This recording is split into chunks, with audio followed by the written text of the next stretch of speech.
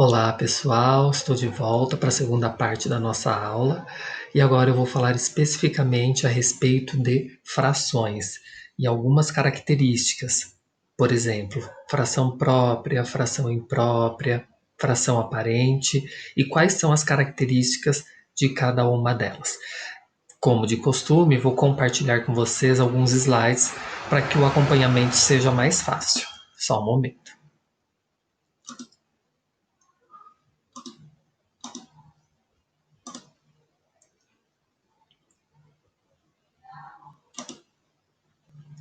Só um momento que já aparece. Pronto, foi.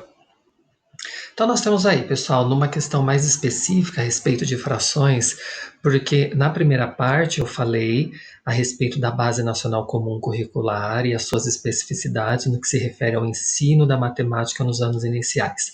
E também pontuei algumas habilidades importantes que fazem parte dos anos iniciais, quarto ano, quinto ano, referentes às frações. Então, numa questão mais técnica, para conhecimento de vocês e que é muito importante para a prática docente, nós temos que a fração, a palavra fração, vem do latim fractus e significa pedaço, partido, quebrado. Então, por isso, de nós utilizarmos essa palavra, fração, porque nós estamos querendo dizer algo no sentido pedaço de alguma coisa, ou o partido de alguma coisa no sentido de quebrado, ou o quebrado de alguma coisa, tá? Então, fractus fez com que nós tivéssemos a palavra fração, tá? Então, sempre que dizemos a palavra fração, dizemos algo em partes, tá? Que não é inteiro. Então, estamos dizendo pedaços. As frações foram criadas pelos egípcios para representar pedaços menores que o inteiro. Por conta dessa situação de representarem pedaços menores que o inteiro, eles chamavam as frações de frações unitárias. As frações unitárias, pessoal, são as frações onde o numerador é o número 1 e o denominador pode ser qualquer valor inteiro maior que zero. Então prestem atenção, vou repetir. Frações unitárias são as frações que o numerador, popularmente dizendo, pessoal, o numerador é o número de cima, é número 1. Então o numerador sempre é 1. E o denominador, popularmente dizendo, a parte de baixo, pode ser qualquer valor inteiro maior que zero, tá? Maior que 1 também, porque ele sempre representa partes, no caso da fração unitária, tá? Ou seja, menores que o inteiro. Então, uma representação de fração unitária, nós temos aqui 1/3. Então, olhem lá, ó, o numerador, como eu disse, é a parte de cima, e o denominador é a parte de baixo. Então, toda vez que vocês observarem uma fração que o numerador é 1 e o denominador, a parte de baixo, é um número diferente dele e diferente de zero, nós consideramos como fração unitária, tá? Uma representação através de uma imagem, o que seria uma fração, né, pessoal? Quando nós dizemos fração, como disse lá, nós estamos dizendo em partes, partes de alguma coisa, né? Por exemplo, a representação de 1/3. O denominador, pessoal, a parte de baixo, ele denomina, ele mostra a quantidade de partes que um inteiro foi dividido. Então, por exemplo, nós temos aqui este retângulo, tá?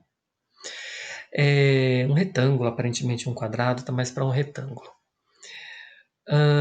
Percebam que ele está dividido em 3 partes. Então, toda vez que eu tenho uma determinada imagem, a quantidade de partes que a imagem está dividida é considerada de denominador. Então, sempre é a parte de baixo. E o numerador é a indicação da parte que eu estou usando deste todo. Então, por exemplo, eu tenho aqui essa imagem retangular, ela foi dividida em 3 partes, que está aqui embaixo, e eu estou utilizando, representando apenas uma parte dela.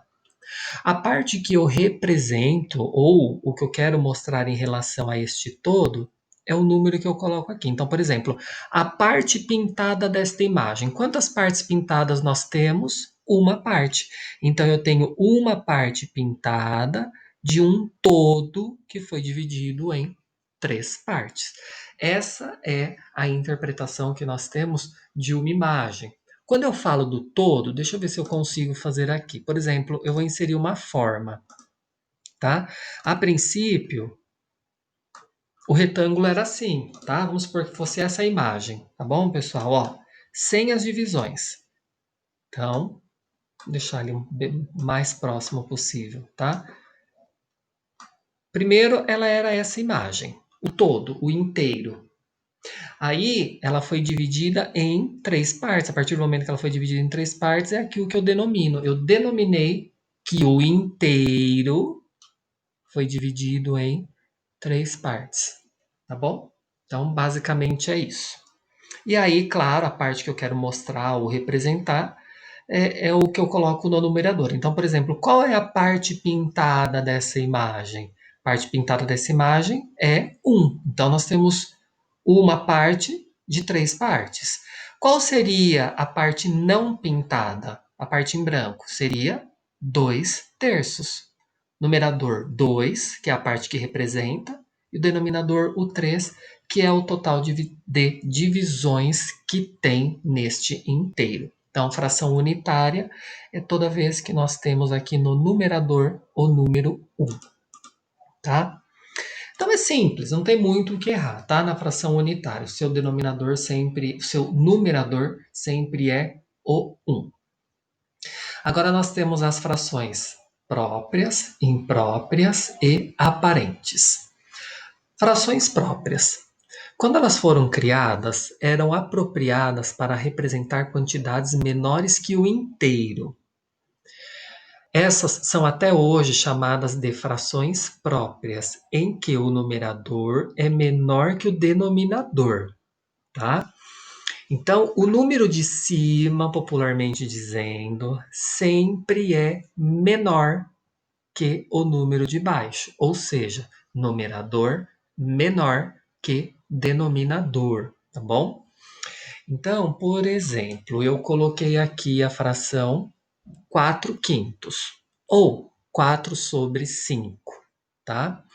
O número 4, ele é o numerador, e o número 5, ele é o denominador. Por que eu tenho o número 5 aqui? Porque eu tenho um inteiro, ó, eu tenho um retângulo, pode ser um retângulo, uma pizza, uma imagem, uma barra de chocolate, o que quer que seja, tá? O denominador é a quantidade de divisões de um inteiro. Então, aqui nós tínhamos um inteiro, ele foi dividido em 1, 2, 3, 4, 5 partes.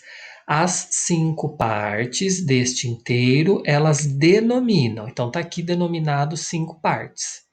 Aí eu falo assim, mostra para mim quais são as partes pintadas do todo dividido em 5 partes. 4 partes. Então eu tenho 4/5 de partes pintadas. Aí eu falo assim para vocês, ok, pessoal. Agora representem para mim, na forma de fração, qual é a parte não pintada, a parte que está em branco. Primeiro, quantas partes nós temos em branco aqui? Apenas uma, né? Quantas partes nós temos o todo dividido? 5. Então, nós temos a parte não pintada, 1/5. Então, vou representar aqui para vocês. Vamos inserir mais uma fração aqui, tá? Então, por exemplo, a fração pintada, 4/5, a não pintada, a parte em branco. Quantas partes estão em branco? Apenas uma parte. Quantas partes tem o todo? 5, tá? Então tá aqui, ó. Então, 4/5 seria a parte pintada um quinto a parte em branco. A imagem colocar até mais para cá, para ficar mais fácil a visualização, tá?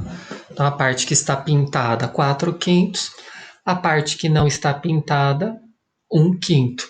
Percebam que a soma do 4 quintos com 1 quinto, 1 mais 4, dá o total de partes, tá? Olha que interessante essa análise. Então é uma análise que vocês precisam prestar atenção, tá bom, pessoal?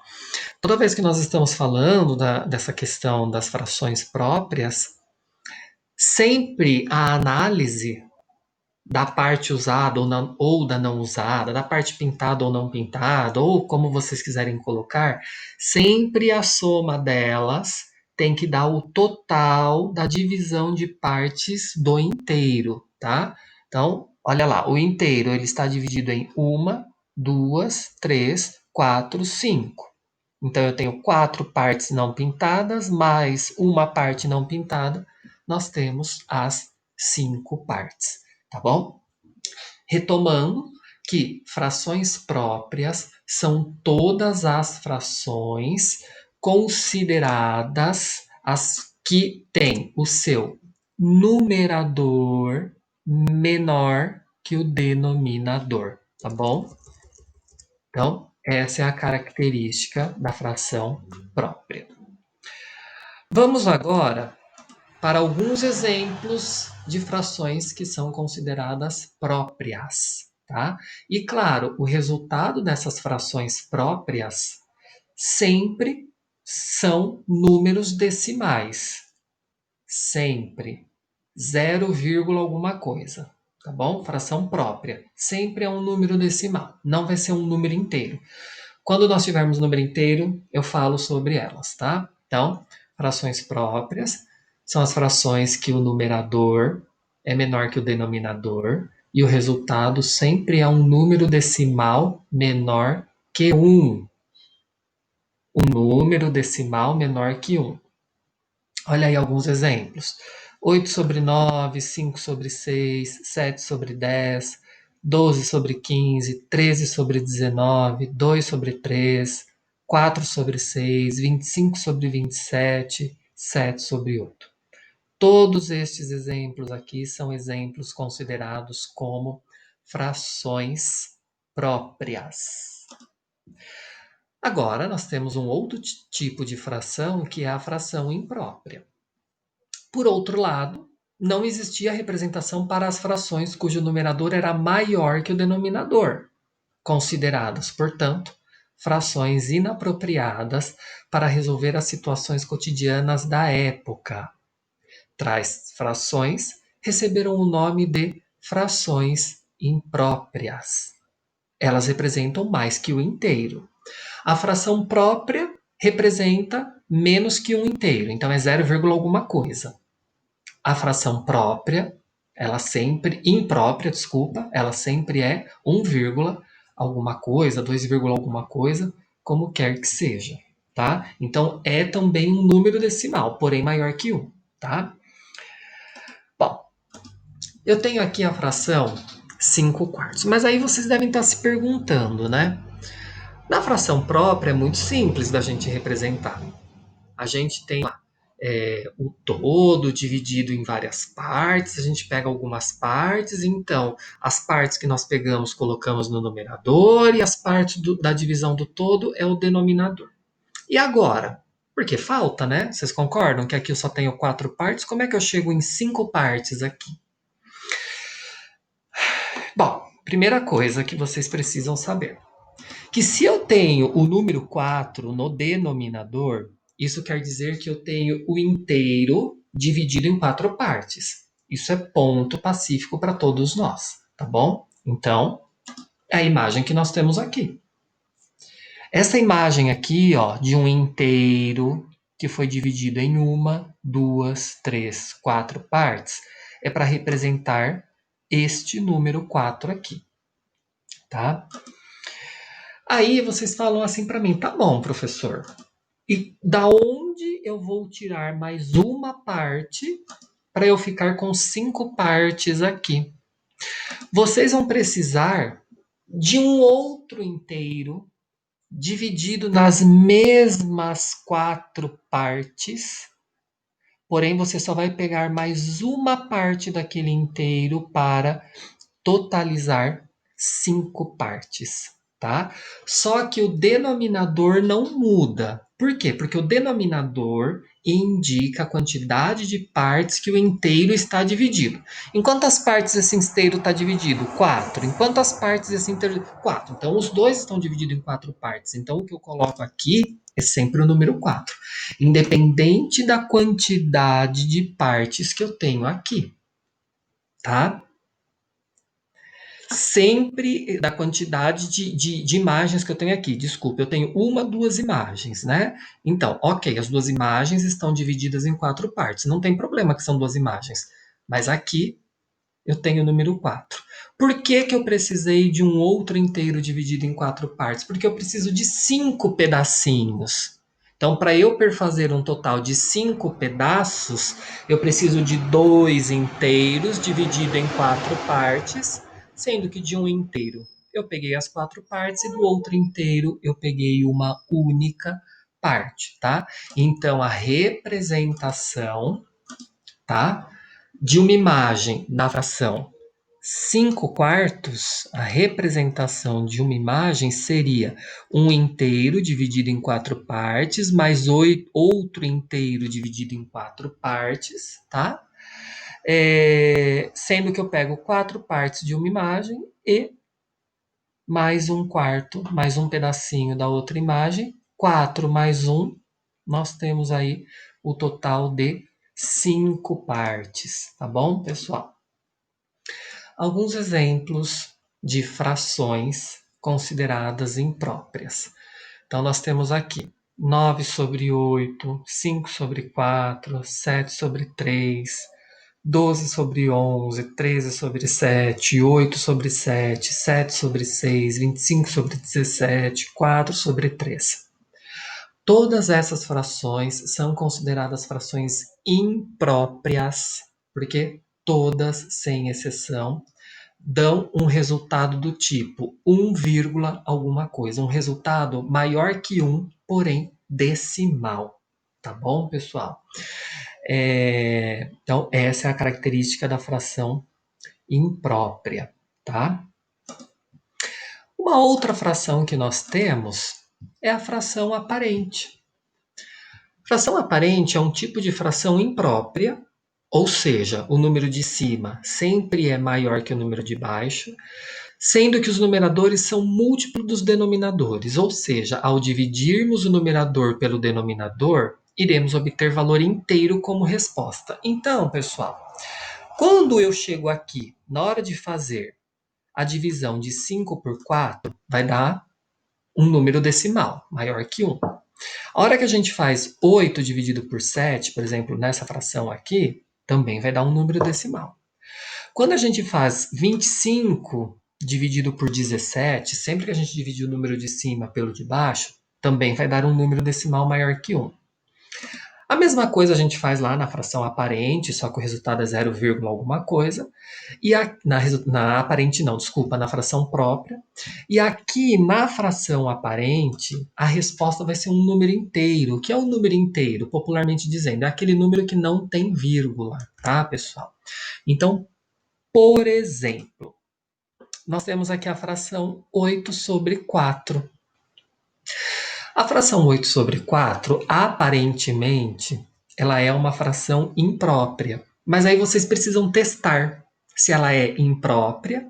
Para ela ser imprópria, o resultado tem que ser decimal. Ou você vai testar para saber se ela é aparente. Para ela ser aparente, o resultado não é decimal, porque olha lá, 8/4. 8 dividido por 4 dá 2. 2 é um número inteiro.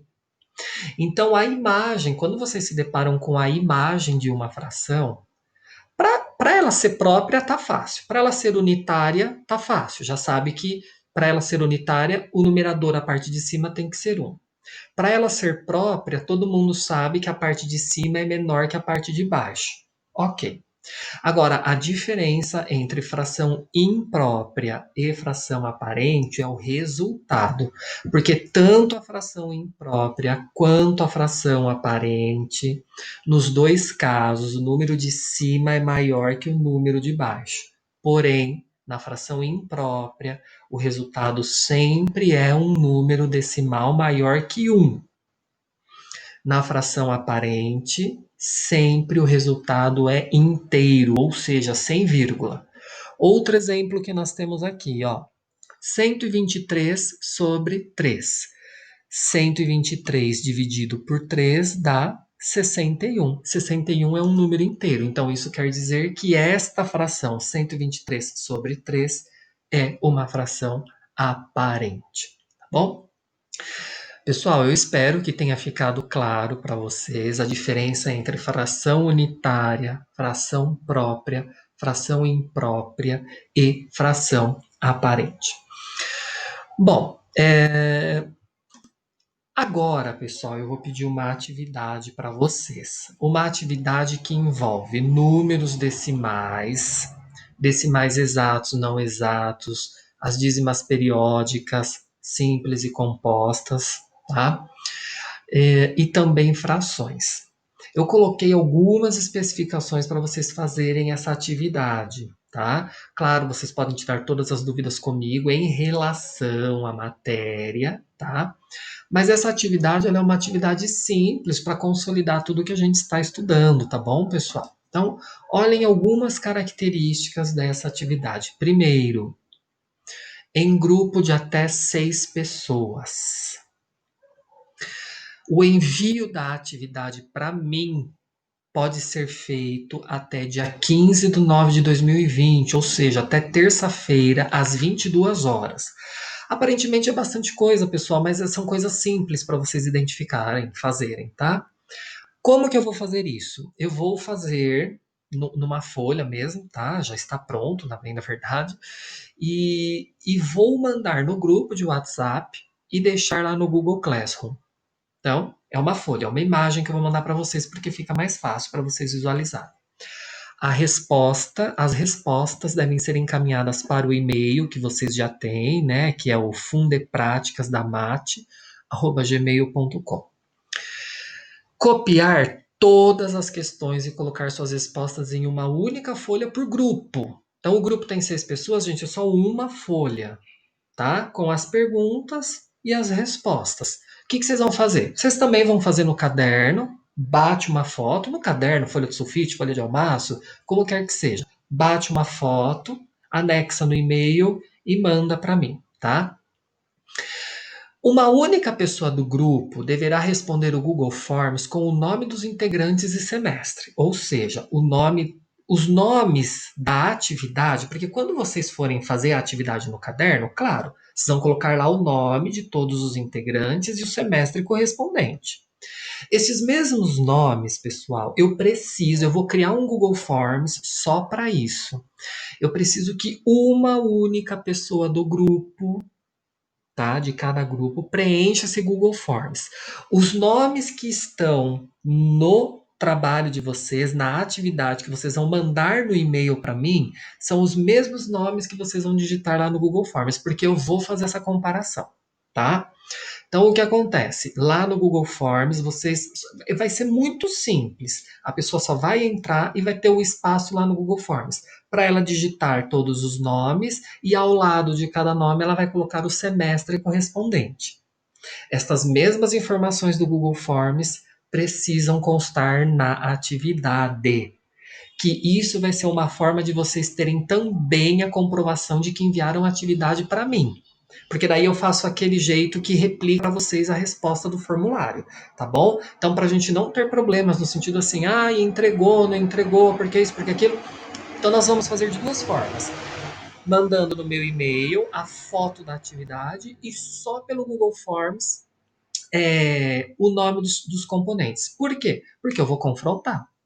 Porque se acontecer da pessoa me mandar a atividade e não fizer o Google Forms, vai ter problemas. Ou vice-versa, fez o Google Forms e não fez a atividade, vai ter problemas também. Eu só vou considerar se tiver os dois, tá bom? Então, outra especificidade, uma única folha por grupo. Não serão aceitas as inclusões de nomes em atividades que já foram enviadas para mim. Caso algum nome seja esquecido, a pessoa em questão, a esquecida, terá que fazer novamente ou com outro grupo que ainda não me enviou ou sozinha. Não tem volta, pessoal. Já me enviou? Paciência. Ah, mas eu não preenchi o Google Forms ainda. Paciência. Vai ter que preencher o Google Forms sem o nome da moça, da pessoa que foi esquecido na hora de colocar o nome, e essa pessoa vai ter que se encaixar num outro grupo, tá? É uma forma que vocês precisam se organizar aí para não ter problema. Identificar todos os componentes do grupo com seu referido semestre. Então, fez a atividade, colocou o nome, coloca ao lado o semestre correspondente, ou terceiro, ou quarto, ou quinto, ou sexto. Este mesmo semestre, este mesmo nome são os que devem constar lá no Google Forms, tá bom? Caso o semestre não seja identificado, o nome não será considerado para efeito de nota. Tá bom, pessoal? Então, não esqueçam de colocar o nome, não esqueçam de todas as características que estão sendo pedidas para essa atividade, tá? Prestem bastante atenção, vocês vão ter bastante tempo para fazer. Eu já vou disponibilizar logo amanhã, logo após um tempo dos vídeos, das explicações, etc. Eu estarei disponível lá num determinado momento para vocês tirarem as dúvidas. Depois eu fico só no WhatsApp, eu fico uma parte no Meet, Meet WhatsApp, depois uma outra parte só no Meet, outra parte só no WhatsApp, mas eu estarei lá, tá? Prestem atenção nessas características. Retomando, as principais, os nomes que constam na folha de atividade com o seu respectivo semestre precisam ser os mesmos que vocês vão colocar no Google Forms e que deve ser preenchido por uma única pessoa. Outra coisa, uma única pessoa do grupo é que vai preencher o Google Forms da atividade, mas eu também vou publicar o Google Forms do apontamento de presença. Aí o apontamento da presença cada um faz o seu, tá? Algumas pessoas terão que preencher dois Google Forms, mas um porque é o apontamento e o outro porque é o da atividade, tá bom, pessoal? Bom trabalho para vocês. Estou à disposição. Não esqueça, a devolutiva dessa atividade, o envio para mim é até dia 15 às 22 horas. Eu não vou receber depois deste dia e depois desse horário. Deu para entender? Eu vou ficar com o meu e-mail aberto. Deu 22 horas, o que chegou depois disso não dá para receber, tá? Até por uma questão de controle. Então, por favor, organizem-se, vejam com os colegas, já vão se acertando, quem envia, quem tira foto, quem escreve, se todas vão resolver tudo, se algumas vão resolver algumas questões, depois junta tudo e manda. Detalhe, eu não quero fragmentado. Eu não quero uma folha com exercício 1, uma folha com exercício 2, uma folha com exercício 3. Eu quero uma folha com tudo corrido, tá bom? Porque senão eu vou receber inúmeros arquivos, tá? É uma folha por grupo, tá bom? Tudo bem, pessoal? Então tá lá, exercício 1, exercício 2, exercício 3. É isso que eu quero. Uma pessoa vai ter que ser a escriba, ou vocês vão se conversando aí, tá bom? Pessoal, bom trabalho, tá bom? Qualquer dúvida, como eu disse, eu estou nos canais de comunicação. Vocês podem me procurar. Tchauzinho, até mais.